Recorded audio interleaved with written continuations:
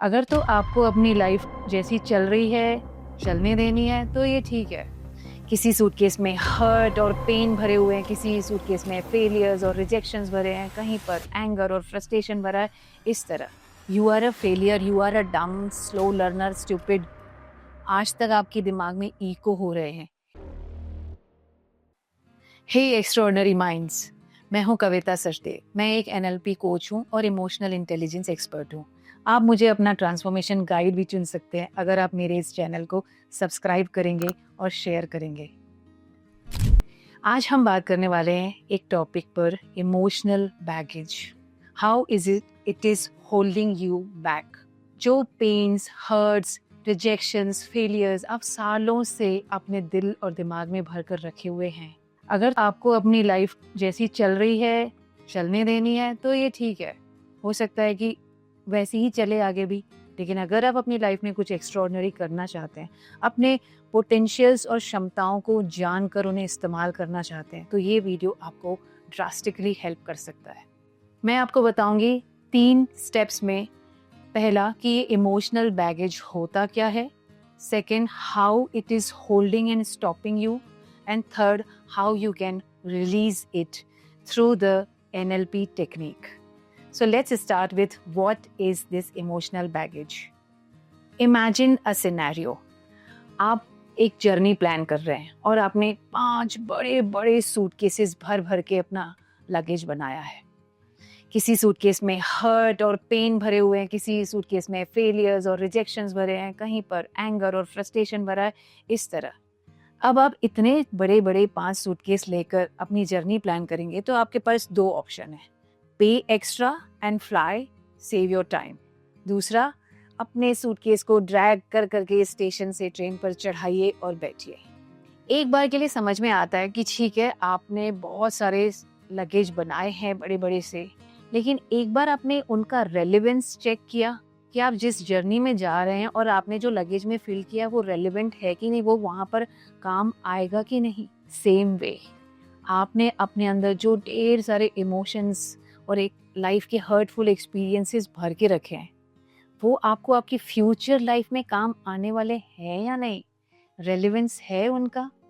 तो जिन इमोशंस और एक्सपीरियंसेस का आपकी फ्यूचर लाइफ के क्रिएशन में कोई पर्पस है, बिल्कुल उन्हें अपने साथ रखिए, चाहे फिर कितने भी सारे लगेज हों आपके। लेकिन अगर जो पर्पस लेस है, जो आज आपको सर्व नहीं कर रहा to design a beautiful dream life, do you want to release them? चलिए, अभी तो आपने समझ लिया कि इमोशनल बैगेज होता क्या है। Now how it is holding you back. जैसा कि मैंने कहा कि इमोशनल बैगेज होता है आपके पास्ट के एक्सपीरियंसेस का कलेक्शन। इनमें से बहुत सारे अनरिजॉल्व इश्यूज हैं जो बार बार आपके दिल के दरवाजे को नॉक करते हैं। एक बात कह दूं, if you really want to fly high ना, आप अपने हार्ट को लाइट रखिए। And if you really want to evolve and get better in your life, अपने माइंड को डीक्लटर रखना होगा। So now let's talk about how this baggage is stopping you. ये आपके अंदर वो बिट्रेयल्स, हो सकता है कि आपके लाइफ में 2-3 लोगों ने कुछ धोखा दिया हो, उनकी वजह से आप अपने आप को हील नहीं कर पाए हैं और आज तक आप किसी के ऊपर ट्रस्ट नहीं करते। हो सकता है आपको लाइफ में कुछ फेलियर्स और रिजेक्शंस मिले हैं, उनकी वजह से, क्योंकि आप अपने आप को हील नहीं कर पाए, इसलिए आज आप खुद पर भी ट्रस्ट नहीं करते हैं।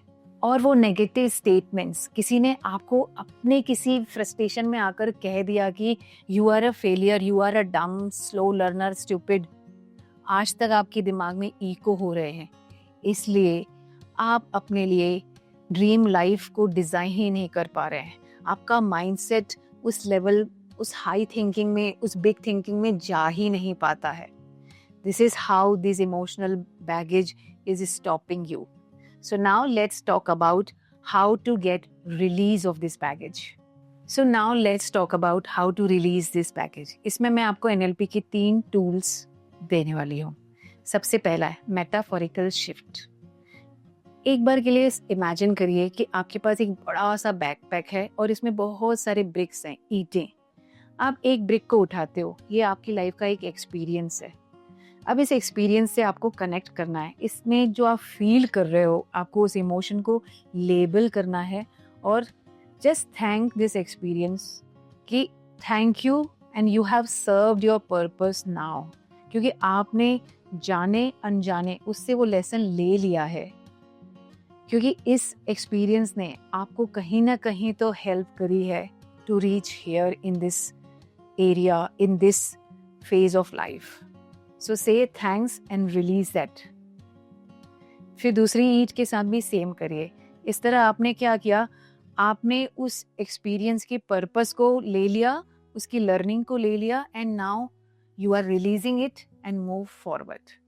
सेकेंड टूल है टाइमलाइन री इम्प्रिंटिंग. इसके नाम पर मत जाइए, let me explain you and simplify you for you. Life line is timeline. तो आप जैसे हम फिजिकल और एक्सटर्नल वर्ल्ड में टाइम के साथ तो आगे बढ़ रहे हैं, लेकिन साइकोलॉजिकली अपने इंटरनल वर्ल्ड में हम अपने एक्सपीरियंसेस और इमोशंस के साथ अटक जाते हैं. जहाँ पर भी आपने अपनी लाइफ में लो और लेस फील किया हो ना, देखना आपका एक हिस्सा अभी तक उस बात को याद करता है. आपका वो आइडेंटिटी अभी तक वहाँ से आज़ाद नहीं हुआ. सो आपको क्या करना है, आपको अपने उस फिलहाल के लिए एक कोई एक्सपीरियंस ले लीजिए और अपने उस यंगर वर्जन के पास जाइए जिसने वो पेनफुल एक्सपीरियंस, वो हर्ट एक्सपीरियंस किया है. Just go that to that part of you. उसे सुनिए, उसे समझिए, उसे बोलिए. तुझे जो बोलना है बोल, जैसे बोलना है बोल. Let this part express himself और हरसेल्फ कंप्लीटली, और उसे आज की विजडम से गाइड करिए कि जो तुझे डर और जो तुझे पेन उस समय महसूस हुआ था, आज वो ऐसा है नहीं. आज तो बहुत पावरफुल हो गया है, आज तो बहुत विजडमफुल हो गया है. And then heal this part of you and then move forward. Third, reframing belief. Suppose एक एग्जाम्पल के साथ आपको एक्सप्लेन करती हूँ. आप जब छोटे थे, आपके पेरेंट्स किसी रीजन के कारण आपको अकेला छोड़कर घर से और बाहर गए थे. हो सकता है उनकी कोई मजबूरी रही हो, लेकिन आपका नन्हा सा दिमाग, आपकी छोटी सी दुनिया में जो आपका छोटा सा परसेप्शन था, उसने इसे कंसिडर किया कि वो मुझे अकेला छोड़ गए, मैं अकेला हूँ, I am not loved enough, they don't care about me, they ignore me. इस तरह आपने जब इन थॉट्स को डीपली फील कर लिया, तो ये थॉट्स आपके साथ चिपक कर रह गए and they are still with you. That's why in your difficult phases, difficult situations, आप एक बच्चे की तरह, उसी बच्चे की तरह बिहेव करते हो और फील करते हो कि मैं अकेला हूँ and I am ignore, nobody loves me. आपको क्या करना है, अपने इस बिलीफ को रीफ्रेम करना है. क्यों रीफ्रेम करना है? देखिए, अगर आप सोचेंगे कि मैं अकेला हूँ, नोबडी लव्स मी, आपके इस बिलीफ ने आपको कितना सर्व किया है? एक्चुअली ये आपको रोक रहा है टू मूव फॉरवर्ड. आपके इस बिलीफ ने आपको रोके हुए है. आप इसी बिलीफ के कारण स्टक हैं. एक एग्जाम्पल मैं मेरा बताती हूँ. मुझे ऐसा लगता था, me being a super hesitant person, being an introvert, I can not become a speaker और कोच. जब मैंने अपने कोच से ये बात सुनी कि वो भी एक इंट्रोवर्ट थे, वो भी बहुत सुपर शाय पर्सन थे, बट वो आज कोचिंग इंडस्ट्री में इस लेवल पर हैं, तो मेरे माइंड को एक प्रूफ मिल गया, N introvert can become a coach, a speaker. मुझे एक नया प्रूफ मिल गया. तो मैंने अपने पुराने बिलीफ को छोड़ा कि इंट्रोवर्ट स्पीकर नहीं बन सकता, और नए बिलीफ को, नए प्रूफ को कैच किया, an introvert can become a speaker. That's how I reframe my belief. So with wrapping up the session, I just want to say कि आपका पास्ट आपका रेफरेंस है, आपका रेजिडेंस नहीं है.